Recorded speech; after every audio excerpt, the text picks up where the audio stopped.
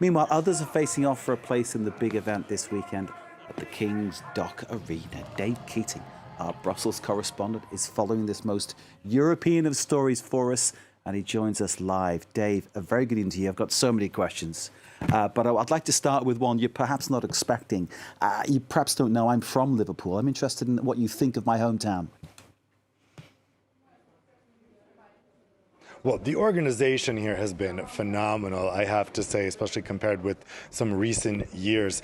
Since I've been here, everything's really running by clockwork. I'm here on the old docks of Liverpool at the arena where the semi-final just ended. And really, what I keep hearing from the fans, Eurovision has a big fan base. People come to wherever the host city is every year. Host cities get anywhere between 30,000 and 40,000 people coming into the city. And so far, people have been really impressed by the organization that they've seen here. So you're enjoying my home city. Thank you very much indeed. I can provide you with a list of good pubs if you need one, but I'm sure you're managing fine. Tell us then, Eurovision, any thoughts on who might win, who we should look out for? Well, we had some surprises tonight with the semi-final. Two songs that were expected to go through from Iceland and Denmark did not go through. That may have been because of some quite weak vocals on the night. The other three countries that didn't go through were Georgia, San Marino, I'm blanking on the other one. But the 10 songs that were chosen to go through will now join the other 10 that were selected on Tuesday night, and also the Big Five. So those are the 5 biggest countries in Eurovision: the UK, Spain, Germany, and France and Italy. They don't have to compete in the semifinals. They go straight through. Now, the bookies actually give France a pretty good shot this year. They have them third in the possibility to win. The number 1 with the bookies right now is Sweden, and number 2 is Finland. But there's some thoughts that Sweden and Finland might kind of cancel each other out because they're kind of appealing to the same demographic. It's a big glitzy stage show, quite camp. The French entry is going back to the successful model that they had 2 years ago with Barbara Pravi.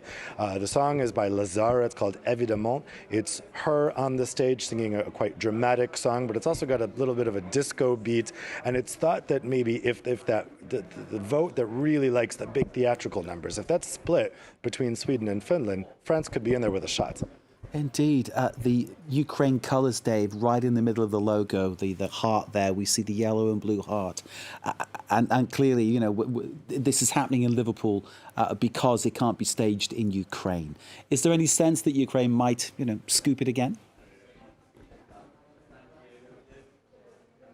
It's possible. I mean, actually, the bookies have France and Ukraine about equal now. I see with some bookies, Ukraine is third. With other ones, France is third. Ukraine has a very good song this year, and it is kind of nakedly political. I think the authors have openly admitted they wrote it actually while they were watching the siege of Mariupol. It's called Heart of Steel because they were kind of referencing Ukraine's ability to stand strong against Russia like steel. I think there will certainly still be a sympathy vote for Ukraine, as there was last year. But don't forget, last year's Eurovision was just weeks after Russia's invasion of Ukraine. So that was very fresh.